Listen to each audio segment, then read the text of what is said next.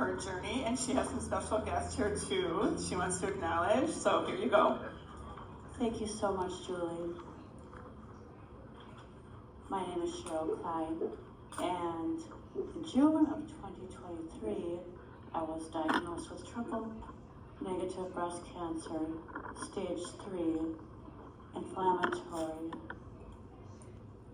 Coincidentally, I had taken off from my job for 2 weeks because I was in the midst of finishing my master's thesis in creative writing. And before that time, a good coworker of mine where I work had encouraged me to get my screenings, my mammograms, and so the seed was already planted in my head. She's a real good friend of mine, and she firmly believes in taking care of yourself. So I had scheduled my appointment, but it was around the 1st of June that I noticed a rash. And already that was planted in my head, get your mammogram, and I already had the appointment.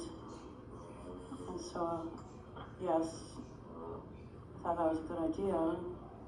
And then it seemed, after I had scheduled my appointment, there were changes in my breast. It looked deformed, like the nipple was becoming inverted, and the rash was getting worse. And so, of course, I went in and got my mammogram and biopsy. In the midst of finishing my master's thesis, all this is going on, and biopsy after biopsy. And so then, from there, I was set on a path from my wonderful care team at Aurora Sinai, the Aurora Sinai downtown by Marquette University, to get the chemo treatments, surgery, the radiation. And of course, all of this is unknown to me, but I was given very good advice by a coworker of mine, actually a male coworker of mine who had breast cancer 10 years ago, and he just said, you just go through each treatment, go through whatever the doctors prescribe you to do, and somehow you'll come out of it stronger. And so I was so glad I took his advice. It really helped me a lot. And so, yes, at Aurora Sinai, I was told I would have to have a mastectomy, which I kind of expected. I just wanted to be healthy again and wanted to get the cancer out of my body. And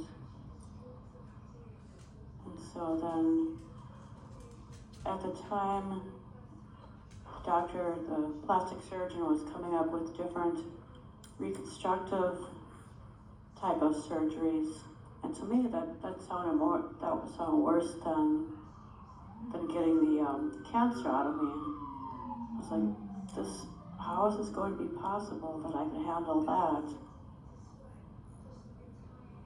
And so I decided not to get any reconstructive surgery. And I think a lot of women decide to do that, and there's nothing wrong with that. I just didn't want to go through any more surgeries. I just wanted to be well again, that's all. And I really think the support of, my family and friends, of course my sister who is here tonight has been the biggest support. From the onset, she introduced me to some of her friends who were going through breast cancer and how they overcame it. And I think that helped a lot, as opposed to, having someone feel sorry for me and feeling like there's no hope, that I have this awful disease. But it is curable. And of course, my wonderful care team at Aurora Sinai downtown, Dr. Magdalena Klatirowicz, Dr. Stanley Bertianov, as well as Dr. Vivian Lamco, Dr. Daniel Mont, of course my wonderful physical therapist, Dr. Leslie Walke, and the many nurses and CNAs who helped me navigate through my healing while I was at Aurora Sinai. And of course the wonderful care team at St. Luke's, rehabilitation team there as well. So I am on the road to healing and recovery. Currently I'm getting immunotherapy, which is a new type of immunotherapy that boosts your immune system to fight off breast cancer. And I'm also on a chemo pill called capecitabine.